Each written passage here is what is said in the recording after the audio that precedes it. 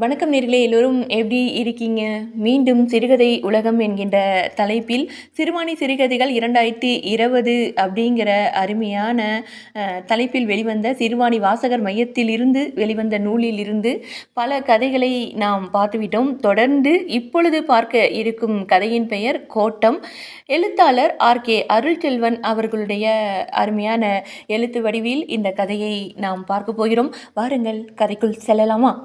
குமாரு, எல்லாம் காஞ்சிட்டுதா பாரு, போய் எடுத்துட்டு வரியா என்றார் சைக்கிள் கம்பெனி முதலாளி. தா போறேனா என்று சொல்லிவிட்டு சென்றான் குமார். கடைக்கு எதிரே சற்று தூரத்தில் இருந்த குளக்கரை அரச மரத்தின் வளைந்து நெளிந்து புடைத்திருக்கும் வேர்கள் மீது கவிழ்த்து வைக்கப்பட்டிருந்த சைக்கிள் பாகங்களை அள்ளி அடுக்கி எடுத்துக்கொண்டு வந்தான் குமார். வேலையை ஆரம்பிச்சிடலாம் என்றார். அவன் உற்சாகமாக ஆமாம் என்றான். இருக்கிற சைக்கிளை கொஞ்சம் ஒதுக்கி போடு என்றார். கடை எதிரே கிளை பரப்பி உயர்ந்திருந்த அரசமரம் உதிர்ந்திருந்த இலைகளை கூட்டி பெருக்கி ஓரமாக தள்ளினான். இடைவெளி விட்டு தாறுமாறாக நிறுத்தப்பட்டிருந்த சைக்கிள்களை நகர்த்தி எடுத்து ஒதுக்கி வரிசையாக நிறுத்தினான். வேலைக்கு வந்துள்ள சைக்கிளை சர்வீஸ் செய்வதற்கு தோதாக இடத்தை ஒதுக்கி கொடுத்தான். சைக்கிள் கம்பெனி முதலாளி 40 வயது, மாநிறம், நடுத்தர உடல்வாகு, சிறு தொப்பை, முழு வழுக்கை தலை, சுற்றிலும் கருமுடிகள், முட்டை கண்கள், முழு மீசை, வெண்பற்கள் என்றிருந்தார். அவர்தான் அந்த விலக்குடி ஊரிலேயே சைக்கிள் வேலையில் கெட்டிக்காரர். வாடகை சைக்கிள் கம்பெனி வைத்திருந்தார். அவரது சைக்கிள்கள் மீது எப்பொழுதும் நம்பிக்கை இருந்ததால் அவரது இந்திரா சைக்கிள் கம்பெனி நன்றாக சூடு பிடித்து ஓடியது. அவரிடம் வாடகைக்கு 20 சைக்கிள்கள் இருந்தன. அவற்றை ஒன்றாக ஒரே இடத்தில் பார்க்க முடியாது. எப்போதும் வெளியே போய்கொண்டே இருக்கும். அப்போது கூட 13 சைக்கிள்கள் வெளியே சென்றிருந்தன. அந்த ஊரில் எத்தனையோ சைக்கிள் கடைகள் இருந்தாலும் வாடகைக்கு எடுக்க வருபவருடைய முதல் விருப்பம் இந்திரா சைக்கிள் கம்பெனி தான். அங்கு இல்லை என்றால்தான் மற்ற இடங்களுக்கு போவார்கள். அந்த அளவுக்கு பழுதில்லாத ஆரோக்கிய சைக்கிள்கள் என்று பெயர் எடுத்திருந்தார். குமாருக்கு காலை மதியம் அவர் வீட்டில் சாப்பாடு, இரவுதான் வீட்டுக்கு போவான். அவர் நல்ல முதலாளி மட்டுமல்ல, நல்ல வேலைக்காரரும் கூட. அவரை பக்கத்தில் ஒரு பெட்டி கடையும் வைத்திருந்தார். அதுவும் நல்ல ஓட்டம். காலை மாலை வியாபாரம் களை கட்டும். இரண்டையும் மாறி மாறி அவரும் குமாரும் பார்த்து கொள்வார்கள். பழுது பார்க்க வரும் சைக்கிளின் பெடலை 4 மிதி மிதித்து பின் சக்கரத்தை சுழல விடுவார். வருகிற சத்தத்தை வைத்து என்ன பழுது என்று கண்டுபிடித்து விடுவார். சீட்டை பிடித்து ஹேண்டில் பாரை இடவலமாக அசைப்பார். மணியை அடித்து பார்ப்பார். அவ்வளவுதான். ஒரு சைக்கிளுக்கான அத்தனை சோதனைகளும் அதிலேயே முடிந்துவிடும். இந்த 2-3 செயல்களிலேயே சைக்கிளின் உள்ளுறுப்புகளின் ஆரோக்கியம் தெரிந்துவிடும். முன்பின் சக்கரங்கள், pedal, chain, bottom, axle, crank, freewheel, seat, belt, stand என அனைத்து நிலைமைகளையும் அறிய முடியும். சைக்கிளின் மொத்த ஜாதகத்தையே சொல்லிவிடுவார். அப்படி சுற்றும் போது சில சைக்கிள்கள் ஓடும் சத்தம் பயங்கரமாக இருக்கும். அப்போது என்னென்ன பிரச்சனை, என்னென்ன உதிரி பாகங்கள் மாற்ற வேண்டும் என்பதை அவர் சொல்லிவிடுவார். முதலில் அதை பார்த்தபோது அவனுக்கு ஆச்சரியமாக இருந்தது. எல்லாவற்றையும் நிதானமாக உள்வாங்கிக் கொண்டு கற்றுக்கொண்டிருந்தான். அவர் வேலை மீது அவனுக்கு ஒரு பிரமிப்பு இருந்தது. முதலில் தரையில் கோணியை அகலமாக விரித்து போட்டான். அது இரு முழு கோணிகளை பிளந்து ஒரு தரை விரிப்பு போல தைக்கப்பட்டு இருந்தது. அதை விரித்து போட்டு அதில் அமர்ந்துதான் சைக்கிள் சர்வீஸ் வேலைகள் நடைபெறும். அன்றும் அப்படித்தான் தொடங்கியது. அதற்கான ஏற்பாடுகளை செய்து குமார் வசதி செய்து கொடுத்தான். இதோ கச்சேரிக்கு தயாராகிவிட்டார்கள். அவர் வேலையை ஆரம்பிக்க தோதாக அவன் தரை விரிப்பின் நடுவே சைக்கிளை தொங்கவிடும் ஸ்டாண்டை எடுத்து வைத்து விட்டான். கல்யாண அலங்கார பந்தலுக்கு பந்தக்கால் நடுவது போல் ஆரம்ப வேலை அது. சர்வீஸுக்கு வரும் சைக்கிள்களை அக்கு வேறு ஆணி வேறாக கலட்டி அதன் இரும்பு பாகங்களை மண்ணெண்ணையும் தேங்காய் எண்ணெயும் கலந்த கலவையில் நனைத்து ஊற வைப்பார்கள். பல மணி நேரத்துக்கு பிறகு எதிரே உள்ள குளத்தில் சில மணி நேரம் ஊற வைத்து தேங்காய் நாரால் நன்றாக தேய்த்து சுத்தம் செய்து அதை வெயிலில் உலர்த்தி நன்கு காய வைத்த பிறகுதான் வேலை ஆரம்பிக்கப்படும். பழுதுபட்ட உதிரி பாகங்களுக்கு புதிய பாகங்கள் வாங்கி வந்து பொருத்துவார்கள். இதோ அப்படி எடுத்துக்கொண்டு களத்துக்கு வந்துவிட்டார் முதலாளி. ஒடிசலான தேகம் கொண்ட குமாரில் தரித்திர சாயல் உண்டு. ஆனால் விழிகளில் கூர்மையுண்டு. 10ஆம் வகுப்பு படித்தவன். வறுமையில் குடும்பம். மேற்கொண்டு படிக்க வசதிப்படாததால் ஏதாவது ஒரு தொழிலையாவது கற்றுக்கொள்ளலாம் என்று இந்த கடையில் வந்து சேர்ந்து விட்டான். தினசரி அவனுக்கு சம்பளம் 10 ரூபாய் தான். இருந்தாலும் தொழிலை கற்றுக்கொள்ள வேண்டும் என்று உன்னிப்பாக கவனித்து வந்தான். அவனை பொறுத்தவரை சைக்கிளை ஒரு விமானம் போன்ற இடத்தில் வைத்திருந்தான். அதை பிரித்து கோர்த்துவிட வேண்டும் என்று ஆவலோடும் உற்சாகத்தோடும் கவனித்து கொண்டிருப்பான். முதலாளி வேலைகளில் கெட்டிக்காரர். அவர் வேலையில் விரைவும் நேர்த்தியும் இருக்கும். அவனுக்கு பெரும்பாலான வேலைகள் தெரியும் என்றாலும் சில நுணுக்கமான வேலைகளை கற்றுக்கொள்ள வேண்டியிருக்கிறது. அவற்றை கற்றுக்கொண்டால்தான் முழுமையான மெக்கானிக் ஆக முடியும். சின்ன சின்ன உதிரி பாகங்கள், நட்டுகள், போல்டுகள் எல்லாமும் தேய்த்து கசரடு நீக்கி ஒரு பீங்கான் தட்டில் மண்ணெண்ணெய் நிறைத்து அதில் போடப்பட்டிருக்கும். இதெல்லாம் அவன் வேலைதான். அவர் கேட்கிற போது தேவைப்படுகிற போல்டு நட்டுகளை எடுத்து கொடுப்பான். ஓவர்ஹாலிங் என்பதை தான் கிராமத்தில் ஓவர் ஆயிலிங் என்று சொல்வார்கள்.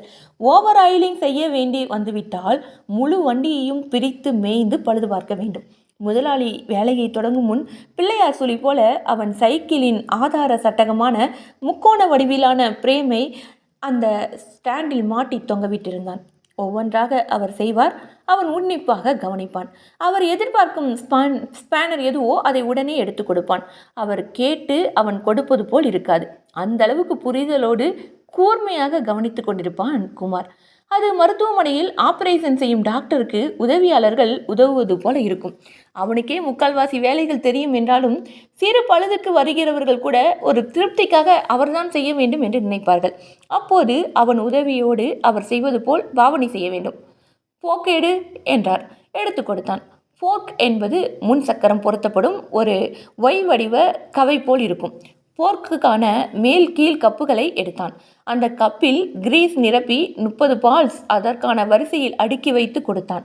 அதை வாங்கி அதில் மாட்டி மேலே ஒரு கப்பு கீழே ஒரு கப் என பொருத்தி 3 கப்புகளை பொருத்தி பிரேமுக்குள் கீழிருந்து நுழைத்து வெளியே நீட்டிக்கொண்டிருக்கும் எஞ்சிய பகுதியில் ஒரு சக்கரம் போல இருக்கும் போல்டை திருகி அளவோடு இறுக்கினார்.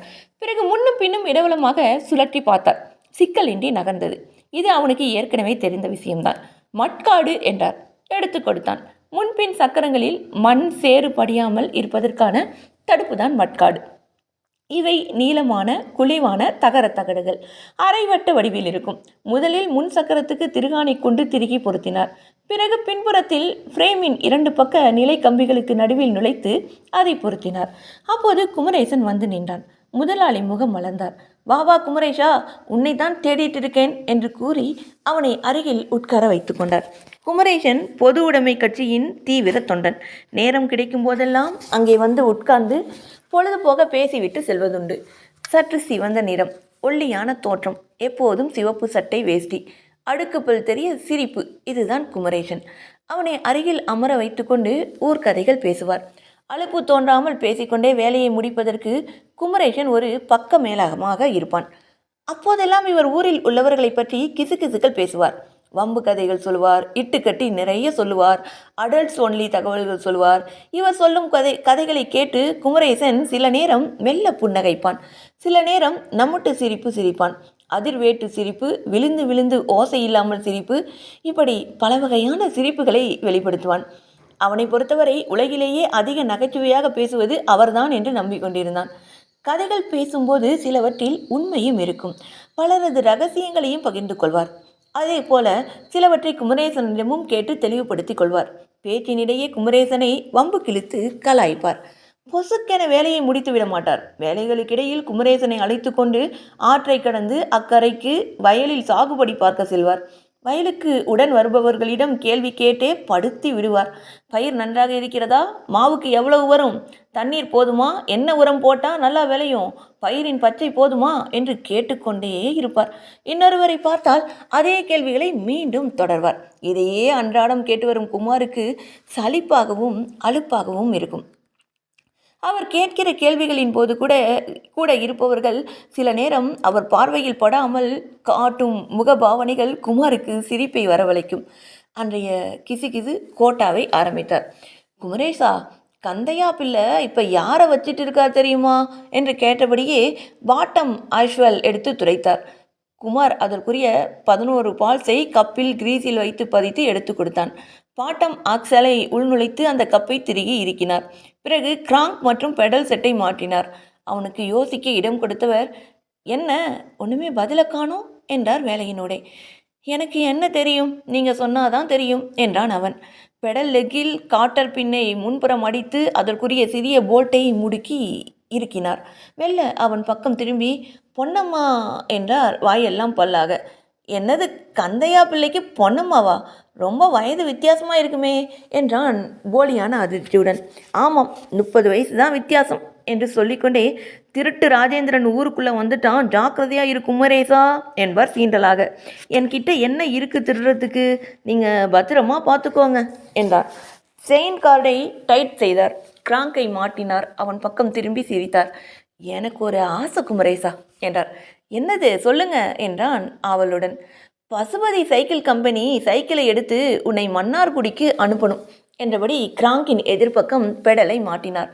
ஐயையோ, நான் நடந்தே போய்விடுவேன். பாதியில் போயிட்டு பஞ்சரான வண்டியை தள்ளி விட்டு அழுவுறதுக்கு நான் நடந்தே போயிட்டு வந்துடுவேன். உங்களுக்கே இந்த கொடூர சிந்தனை என்பான் சிரித்து கொண்டே. அவர்களின் அரட்டைகளை புறந்தள்ளி அடுத்து குமார் கவனிக்க வேண்டிய விஷயம் வருகிறது. அடுத்தது கோட்டம் எடுக்க வேண்டியதுதான். இதற்கான தருணத்திற்கு தான் குமார் காத்திருக்கிறான். அவனுக்கு பல வேலைகள் தெரிந்தாலும் நிஜமான நுட்ப வேலை சைக்கிளுக்கு கோட்டம் எடுப்பது. அதாவது சக்கரத்தின் அலைவை சரி செய்து சீராக நேராக சுழல வைப்பது. அதற்கு பெயர்தான் கோட்டம் எடுப்பது. இந்த வேலையை செய்யும்போது மட்டும் பல முறை அவனை பார்க்க விடாமல் ஏதாவது வேலை கொடுத்து கொண்டே இருப்பார். அந்த நேரம் பார்த்துதான் டீ வாங்கி வர அனுப்புவார். அந்த 10 நிமிடங்களுக்குள் அந்த வேலையை முடித்து விடுவார். அன்று ஏற்கனவே டீ வாங்கி கொடுத்து விட்டான். எனவே பார்க்கலாம் என்று நினைத்திருந்தான். அதற்காக தான் காத்திருக்கிறான். அவனுக்கு எதையும் கற்றுக்கொள்வதில் ஆர்வம் உண்டு. கண் பார்த்தால் கை செய்யும் திறமை உண்டு. சைக்கிள் இணைப்பது பற்றி மனதில் கற்பனை செய்து கொள்வான். தூங்க போகும்போது கூட எந்தெந்த பாகத்திற்கு எத்தனை பால்ஸ் ரவைகள் என்று வரிசைப்படுத்திக் கொள்வான். முன்பின் சக்கரங்களுக்கும் கால் பால்ஸ் இருபக்கங்களுக்கும் தலா 9 வரும். அதே பால்ஸ் பாட்டம் ஆக்சுவலுக்கு பக்கத்திற்கு 11ஆக மாறும். போர்க்கில் மேல் கீழ் கப்புகளுக்கு தலா 30 அரைக்கால் பால்ஸ். ஃப்ரீவீலுக்கு அதே பால்ஸ் 60ஆக மாறும். ஒரு பெடலுக்கு இரு பக்கமும் 5க்கு 32 சைஸில் 11 பால்ஸ் என வரும். முன் சக்கர ஆர கம்பிகள் 32, பின்னால் 40 கம்பிகள். இதை மனதில் ஓட்டி பார்ப்பான். ஒவ்வொரு பாகமாக இணைப்பது பற்றி ஒரு கற்பனை செய்து கொள்வான். அப்படியே தூங்கி விடுவான். அவனுக்கு ஓவிய திறமை உண்டு. இதை ஒரு காகிதத்தில் படமாக கூட வரைந்து பார்ப்பான். கோட்டம் மிஷினை எடுத்துக்கொண்டு கொண்டு வந்து வைத்தான். வீலை மாட்ட போனார்.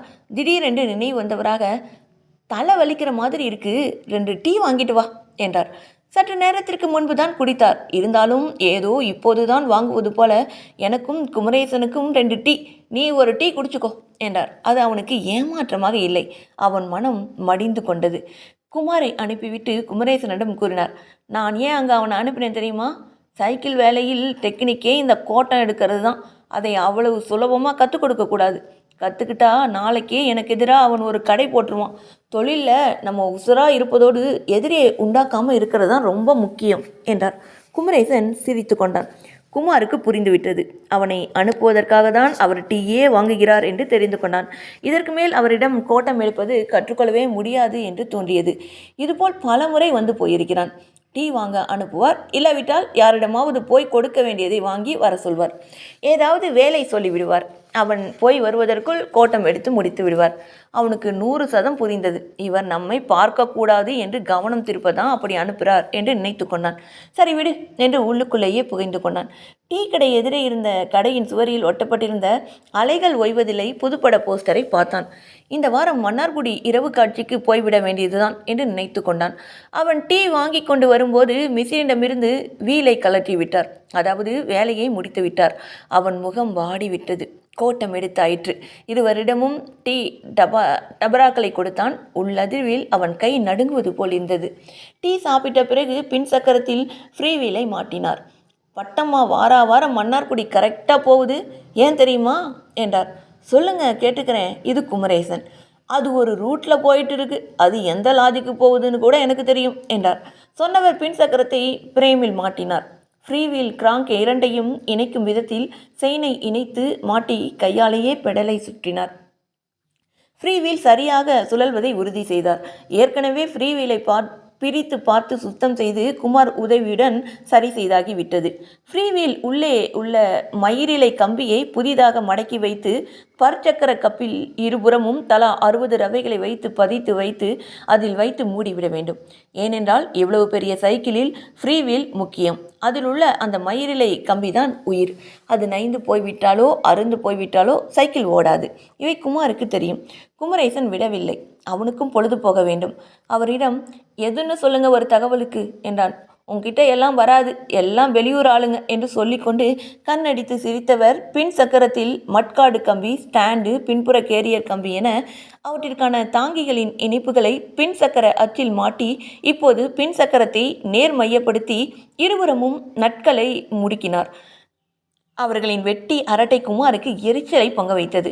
அவனுக்குள் அந்த ஏமாற்ற புகைச்சல் நெருப்பாகி கனிந்து கொண்டிருந்தது. அவன் தெளிவாகிவிட்டான். இனிமேல் எதிர்பார்ப்பது வீண் என்று எண்ணும். இனி கோட்ட மிஷினை எடுத்து வைத்தாலே டீ வாங்கிட்டு வரவா என்று கேட்கலாம் போல இருந்தது அவனுக்கு. அவரோ பெடலை சுற்றி பின் சக்கரத்தை சுழல விட்டார். கிர் என்று சுற்றியது. ஏற்கனவே 2 சக்கரத்திற்கும் டயர் டியூப்பை மாட்டி குமார் பாதி அளவு காற்றடித்து வைத்திருந்தான். தயாராக வைத்திருந்த முன் சக்கரத்தையும் மாட்டி 2 பக்கமும் நட்டுகளை இறுக்கினார். அடுத்த அத்தியாயம் தாவினார். போன வாரம் ஒரு விஷயம் நடந்துச்சு தெரியுமா உனக்கு? ஒரே காமெடி என்று சிரித்தவாறு சீட்டை முக்கோண சட்டத்தின் மையப்பகுதியை நீட்டிக்கொண்டிருக்கும் அதற்கான பைப்பில் செருகி அழுத்தி இருபுறம் உள்ள 2 நட்டுகளையும் டைட் செய்தார். பிறகு ஹேண்டில் பாரை மாட்டினார். அதன் மைய போல்டை ஸ்பேனரால் இறுக்கினார். என்னது, என்ன விஷயம் என்றான் குமரேசன். கீழ்குமிழி மதகு கட்டி மேலே சிங்காரம் வந்து தம் அடிச்சுட்டு உட்கார்ந்துருந்தான். மேலே தெரு ராமலிங்கம் பையன் இல்லை, வாலு மணிகண்டன், மதகு கட்டை மேலே சங்கு சக்கரம் பற்ற வச்சான். அது அப்படியே சீறி போய் அவன் சட்டைக்குள்ளே பூந்துருச்சு. பதறி அந்த ஆள் தண்ணீரில் விழுந்துட்டான். ஒரே காமெடி என்ற போது குமரேசன் உடல் குலுங்க சிரிக்க ஆரம்பித்தான். அவர் 2 பக்கத்திற்கான பிரேக்குகளை சரி செய்து இணைத்து முடித்துவிட்டு முன் பின் சக்கரங்களை சுழலவிட்டு பிடித்து பார்த்தார். பிரேக் சரியாக பிடித்தது. எல்லா நகரும் இணைப்புகளுக்கும் எண்ணெய் விட்டார். மணி அடிக்கிறதா என்று அடித்து பார்த்தார். தோ போகுதே தேவி, அந்த பொண்ணை பாத்தியா? என்ன ஒரு மப்பும் மந்தாரமும் பாத்தியா என்றபடி மூக்கு புடைக்க சிரித்தார். 2 பக்கமும் பெடல்களை சுழலவிட்டு சீராக சுற்றுகிறதா என்று பார்த்தார். உரம் போட்ட மாதிரியே வளர்ந்துருக்கு என்றான். இப்போவே இப்படின்னா 2-3 வருஷம் கழிச்சு அதோட சைஸை பார்த்து எல்லோரும் கதி கலங்கி தான் நிற்கணும் என்று சொல்லிக்கொண்டு ஆபாசமான ஒரு சிரிப்பை உதித்தார். அடுத்து குப்புசாமி புள்ள லேட்டஸ்ட்டாக எங்கே போகிறாரு தெரியுமா என்று கேட்டபடி 2 சக்கரங்களுக்கும் காற்றடித்து சைக்கிளில் முன்பக்கம் உயர்த்தி முன் சக்கரத்தை சுழல விட்டு பிரேக் பிடித்து பார்த்தார். சொல்லுங்க, தெரியலையே என்றான் அப்பாவியாக. எங்கே இருக்கிற நீ உலகம் தெரியாம என்று வாய் பேசினாலும் கை வேலையில் கவனம் தவறவில்லை. அதே போல் பின் சக்கரத்தையும் சுழலவிட்டு பிரேக் பிடித்து பார்த்தார். யாருக்கும் சொல்லிடாத, இப்போ அவரது கனவு தேவதை அம்மு என்றார். அவன் அதிர்ந்தான். ஐயோ, அப்புறம் கனகை என்னாச்சு என பதறினான். அது பழசாச்சு, இது புதுசு என்றவர் சைக்கிளை தூக்கி நிறுத்தி மீண்டும் சக்கரங்களை வேகமாக சுழலவிட்டார். பிரேக் பிடித்தார். இதோ வண்டி தயார் என்கிற நிறைவுடன் நம்ம வேலை எப்பவும் கில்லிதான் என்று குமரேசனிடம் தனக்குத்தானே பெருமைப்பட்டு கொண்டார். ஆமாம், கம்பெனி கை வச்சா யாரும் எதுவும் சொல்ல முடியாது என்று குமரேசன் ஒத்து ஊதினான். அடுத்தடுத்த நாட்களில் 2 வண்டிகள் சர்வீஸுக்கு வருவதாக சொல்லியிருந்தார்கள். மறுநாள் சைக்கிள் உதிரி பாகங்கள் வாங்குவதற்காக குமார் மன்னார்குடி சென்றான். சைக்கிளிலேயேதான் 18 கிலோமீட்டர் போய் உதிரி பாகங்களை வாங்கிவிட்டு வந்தபோது அதே சைக்கிள் கம்பெனி வாசலில் ஒரு மெக்கானிக் வீல் அசம்பிள் செய்து கொண்டிருந்தார். அப்போது கோட்டம் மிஷினில் வீல் மாட்டப்பட்டு வேலை பார்த்து கொண்டிருந்தார். சற்றே உற்று பார்த்தான் குமார். கோட்டம் மிஷினில் புது சக்கரம் முன்னோக்கி சுழலும் போது இடவலமாக அழிவு காட்டியது. இடது பக்கமும் வலது பக்கமும் 2 பக்கமும் உள்ள மிஷினில் நீட்டிக்கொண்டிருந்த சாவியில் உரசியது. உரசிய பக்கத்திற்கு எதிர்பக்கமாக ஆரக்கம்பிகளை அதன் நிப்பில்களை திருகி இறுக்கி டைட் செய்தார். அதேபோல் இந்த பக்கம் உரசியது, எதிர்பக்கம் டைட் செய்தார். இப்படியே சரி செய்து சரிப்படுத்தி நேராக சுழன்றது வீல். 10 நிமிடத்தில் முடிந்தது. வேலை பார்த்த அவனுக்கு ஆச்சரியம். ஒன்றுமே பெரிய வித்தை இல்லை. மிஷினில் உரசும்போது எதிர்பக்க ஆரக்கம்பிகளை இருக்க வேண்டும். இந்த பக்கம் உரசினால் அந்த பக்கம் இருக்க வேண்டும். அந்த பக்கம் உரசினால் இந்த பக்கம். இவ்வளவுதான் வேலை. அதன் இயங்கு தத்துவத்தின் உட்பொருள் புரிந்தது. அவனுக்கு 2 கைகளையும் ஆகாயத்தை நோக்கி வைத்து கத்த வேண்டும் போல் இருந்தது. கண்ணால் பார்த்தால் ஒரு நிமிடத்தில் கற்றுக்கொள்ளும் வேலையை வைத்து கொண்டுதான் அவர் இவ்வளவு பம்மாத்து காட்டியிருக்கிறாரா என்று சிரித்து கொண்டான். நினைத்தால் ஒரு பக்கம் ஆத்திரமாக வந்தது. மீண்டும் ஒரு முறை அதை உற்று பார்த்தான். அவன் புரிந்து கொண்டதை சரி பார்த்து கொண்டான். அவ்வளவுதான் வேலை. ஒன்றும் குழப்பமில்லை. அதில் ஒன்று அவனுக்கு புரிந்தது. கம்பிகள் தளர்ந்து இருப்பதால் தான் அங்கே அலைவு உருவாகிறது. எதிர்ப்பக்கம் இறுக்கினால் நிமிர்ந்து கொள்கிறது. இவ்வளவுதான் விஷயம் என்கிற தெளிவு வந்தது. அவனுக்கு தன்மேல் எப்போதும் நம்பிக்கை உண்டு. ஒரு விஷயத்தை கண் பார்த்தால் கை செய்யும். அப்படி ஒரு கிரகிப்பு திறன் அவனுக்கு உண்டு. இதுதான் அந்த ஆள் அவனை கற்றுக்கொள்ளவே விடவில்லை, பார்க்கவே விடவில்லை. நினைத்தால் வெறுப்பாக இருந்தது. மனிதர்கள் இப்படிதான் இருப்பார்கள் என்று தோன்றியது. மறுநாள் அடுத்த வண்டி சர்வீஸுக்கு வந்தது. குமரேசனும் இருந்தான். முதலாளி பெட்டிக்கடையில் இருந்தார். இருவரும் தலை நீட்டி பேசிக் கொண்டிருந்தார்கள். குமாரின் வேலைகளை பார்த்து கொண்டிருந்தான். குமாரும் வழக்கம் போல எல்லா உதிரி பாகங்களை மண்ணெண்ணெய் தேங்காய் எண்ணெய் கலவையில் ஊற வைத்து குளத்தில் போய் நன்றாக தேங்காய் எண்ணெய் போட்டு தேய்த்து பளபளபாக்கி கழுவி காய வைத்து வந்தான். அவர் வருவதற்கு முன்பாகவே அவன் வேலையை ஆரம்பித்தான். கோட்டம் மிஷினில் சக்கரத்தை மாட்டினான். கோட்டம் எடுக்க ஆரம்பித்தான். இடது பக்கம் உரசியது, வலது பக்கம் முடுக்கினான். சில இடங்களில் வலது பக்கம் உரசியது, அதற்கு நேர் எதிர்ப்பக்கம் உள்ள இடது பக்கம் இருக்கினான். சரி செய்து கொண்டே வந்தான். ஒரு கட்டத்தில் நேராக சுழல ஆரம்பித்தது. அவன் மனதில் நம்பிக்கை வந்தது. அவர் பக்கத்தில் உள்ள பெட்டிக்கடையில் இருந்தார். அதை பார்த்து அவருக்கு உள்ளுக்குள் ஆச்சரியம். ஆனால் எதுவும் காட்டிக்கொள்ளவில்லை. அவர் வருவதற்குள் அவனே வேலையை முடித்துவிட்டான். கலட்டலாமா என்று அவரிடம் ஒப்புதல் கேட்டான். அவர் அருகில் வந்து சுற்றி பார்த்துவிட்டு போதும் கலட்டு என்றார். அந்த வண்டி வேலைகளை ஏறக்குறைய அவனே முடித்திருந்தான். அப்போது கூட இருந்த வண்டிக்காரன் சற்று நேரம் பார்த்தான். அவரும் பார்த்து கொண்டுதான் இருந்தார். எல்லாவற்றையும் முடித்து விட்டான். முதலாளி அருகில் வந்தார். வண்டியை சோதனை செய்வது போல சில வேலைகளை செய்தார். அது வண்டிக்காரனின் திருப்திக்காக. குமாரு, போய் 2 டீ வாங்கிட்டு வா என்றார். இவன் போனான். சைக்கிள்காரன் சுற்றி பார்த்துவிட்டு சற்று தூரம் ஓட்டி பார்த்துவிட்டு வந்து நிறுத்தினான். அவனுக்கு திருப்தியாக இருந்தது. அப்போது குமாரின் வேலைகள் பற்றி சைக்கிள்காரன் கேட்டான். பையன் வேலையெல்லாம் கற்றுக்கிட்டார் போலிருக்கு, உங்களை மாதிரியே வேகமாக பண்ணுறாரு என்றான். அப்போது அவர் கூறினார், யாரோட தயாரிப்பு? நம்ம சிஷ்யன்னா சும்மாவா? வேலையில் அரைகுறையாக இருக்குமா? கில்லி மாதிரி செய்வான். நம்ம ட்ரைனிங் அப்படி, சோடை போகுமா என்றார். அப்போதும் குமரேசன் சிரித்து கொண்டான். அது நமட்டு சிரிப்பு. என்ன நேர்களே, அருமையான இந்த கோட்டம் சிறுகதையை நீங்களும் கேட்டிருப்பீர்கள். இதில் இந்த கதையிலிருந்து நீங்கள் தெரிந்து கொண்ட ஒரு விஷயம் என்ன அப்படிங்கிறதை நீங்கள் கண்டிப்பாக பதிவு செய்யுங்கள். ஒரு வேளை தெரிந்து கொண்டால் அதில் நுணுக்கமான ஒரு வேலையை கற்றுக் கொடுக்க விடாமல் இருப்பது, அதாவது அவர்கள் கற்றுக்கொண்டு விட்டால் எங்கே தமக்கு எதிராக அவர்கள் கடையை ஆரம்பித்து விடுவார்களோ என்கின்ற அந்த முதலாளியின் போக்கு என்பது இங்கே கவனிக்கத்தக்கது அல்லவா? அப்படி எப்படி இருந்தாலும் ஒரு நுணுக்கமான ஒரு வேலையை தெரிந்து கொள்ள வேண்டும் என்கின்ற ஆர்வம் உள்ள ஒரு சிறுவனாக இருக்கும் பொழுது அவனுடைய அந்த தூண்டுதலே அவனுக்கு ஏதோ ஒரு வகையில் அவன் கற்றுக்கொள்வதற்கான ஒரு சூழலை வாய்ப்பையும் அமைத்து கொடுத்துவிடும். அப்படியான ஒரு அமைப்பு தான் இந்த சிறுவனுக்கு ஏற்பட்டிருக்கிறது. மிகவும் அருமையான ஒரு கதை. இப்பொழுதும் அப்பொழுது இந்த உலகம் அப்படிதான். அதாவது யாராவது ஒருவர் கற்றுக்கொண்டு எதையாவது கற்றுக்கொண்டு முன்னேறி விட்டார்கள் என்றால், முன்னேற போகிறார்கள் என்றால் அவர்களுக்கு அந்த விஷயத்தை கற்றுக் கொடுப்பதே இல்லை. அதுதான் ஒரு மோசமான விஷயமாக இப்பொழுதும் அப்படிதான் சென்று கொண்டிருக்கிறது. இந்த கதையை வாசித்த போது, அதாவது 10 ரூபா சம்பளம் இருக்குது அந்த பையனுக்கு. ஆனால் இந்த கதை எப்பயோ அந்த காலத்தில் தானே சைக்கிள்லாம் ஓட்டி கொண்டிருப்பார்கள். அந்த நிகழ்வை நம் கண் முன்னால் நிறுத்தியது அப்படின்னு சொல்லலாம். நான் கூட பள்ளிக்கூடம் போகும் பொழுது எனது தந்தையார் செல்லையா அப்படின்னு ஒரு சைக்கிள் ரிப்பேர் பார்க்குற கடையை வைத்திருக்கவரிடம் கொடுக்க சொல்லுவார்கள். நாங்கள் கொண்டு போய் விடும் பொழுது, காலையில் விடும் பொழுது மாலையில் அந்த சைக்கிள் மிகவும் அருமையாக தயாராக இருக்கும். அந்த பணியை மிகவும் அர்ப்பணிப்போடு செல்லையா என்கிற அந்த சைக்கிள் ரிப்பேர் செய்பவர் மிகவும் அருமையாக செய்து கொடுத்தார். அவரை இங்கே நான் இந்த கதையின் மூலம் நினைவு கொள்வதில் பெருமகிழ்வு அடைகிறேன். ஆனால் நான் விட்டு வருகிற அந்த செல்லையா என்பவர் மிகவும் நேர்மையானவர். எல்லாரும் நன்றாக இருக்க வேண்டும் அப்படின்பதற்காகவே அவர் தொழிலை செய்திருந்தார். அவர் நிச்சயமாக அவருக்காகவே இந்த கதையை கூட நான் அர்ப்பணிக்கிறேன் அப்படின்னு கூட சொல்லலாம். என்னுடைய பள்ளிக்கால நினைவுகள், சைக்கிளில் சென்று வந்த நினைவுகள் சைக்கிளை பழுது பார்க்க விட்ட அந்த நினைவுகள் எல்லாத்தையும் கொண்டு வந்தது இந்த கதை என்று சொல்லலாம். மிகவும் நன்றி. இப்படி நீங்களும் இன்னும் அருமையாக எழுத்து பணியில் தொடர எழுத்தாளர் ஆர்கே அருள் செல்வனுக்கு வாழ்த்துக்களை சொல்லிக்கொண்டு மீண்டும் இதே போல ஒரு சிறுகதை உலகத்தில் சந்திக்கலாம். அதுவரை உங்களிடமிருந்து விடைபெறுவது நான் உங்கள் அன்பு அறிவிப்பாளர் சகோதரி இளைவேணி கிருஷ்ணா. வணக்கம் அன்பு நேய சொந்தங்களே. நன்றி நேயர்களே.